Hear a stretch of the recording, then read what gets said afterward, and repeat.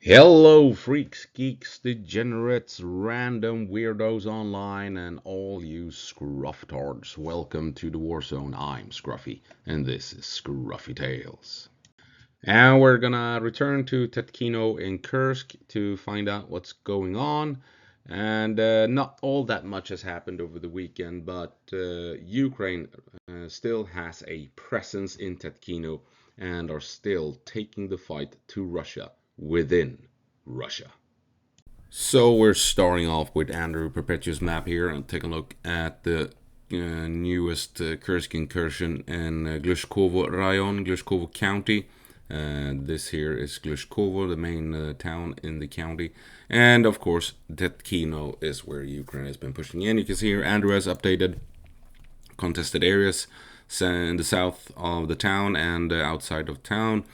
Here you have Ukraine airstrikes at this in the area of this factory area here. We've been talking about this before. Ukraine has been hitting this industrial site for over a year, it feels like.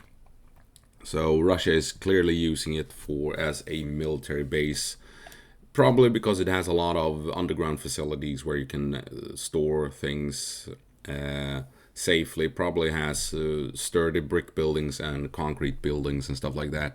So it makes sense to use it as a military facility. But yeah, we all know Ukraine has pushed in this way along this street. They came across the fields over here after breaching the border, ended up here, outflanking the Russians. As we can see here, Ukrainian strikes at Russian positions in this wooded area, and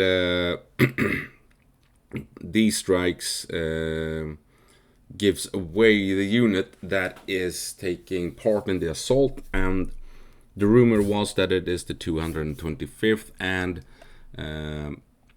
the videos showing these strikes are evidence of that. They're marked with the watermark of the 225th. Let's see here. If we take a look, here you go, 225th. So the 225th Assault Regiment is conducting this assault that is now confirmed. Moving over to Mayakovsk 73, basically telling us the exact same thing. With Ukraine pushing in here, we already knew this. They came across here and is contesting the area. This is where all those previous strikes were aimed at that we just took a look at. And then we have Ukrainians over here as well, pushing up along the border in this area. So not much has happened over the weekend, but we know that Ukraine is well and truly contesting this area. Tetkino is contested, and Russia is more than likely moving forces from elsewhere in Kursk over to support the fighting here at Tetkino at the moment. We can also take a look at the ISW map over Tetkino. Here you have the incursion, initial incursion from the woods along the street. They seem to be a bit more conservative in the success of this approach. However, the assault across the border here they're showing that Ukraine is in control of parts of Russia.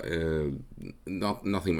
If you zoom out, I mean, you can see it's not that big of an area, but still, they are in control of these fields. They have moved in, secured the fields here, and can move through here without getting shot at by Russian infantry. Can still be hit by drones and stuff, obviously, but not Russian infantry in this area, and they are in the outskirts of Tetkino and can apply pressure. So it is beyond any doubt confirmed that Ukraine is controlling parts of Glushkovo County. They are controlling parts of Tetkino, and they are still applying pressure.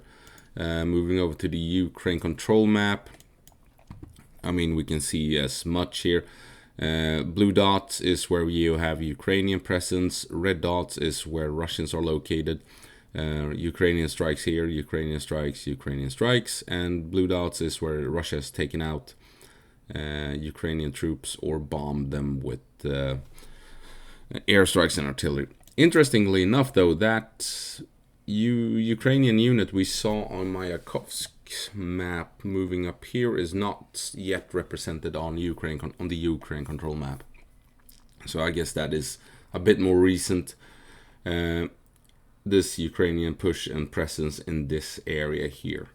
So so far, no signs that Russia is forcing Ukraine back. Maybe signs that Russia is slowing Ukraine down. But I mean, it would be expected that Russia would move lots of units into the area to support the fighting at Tetkino. We'll see if the small incursion at Novi Put can still act as a diversion or if Ukraine has abandoned this push altogether. That remains to be seen. Also here on the Ukraine control map, this unit here is the 225th Assault Regiment that has been identified and confirmed taking part in this push.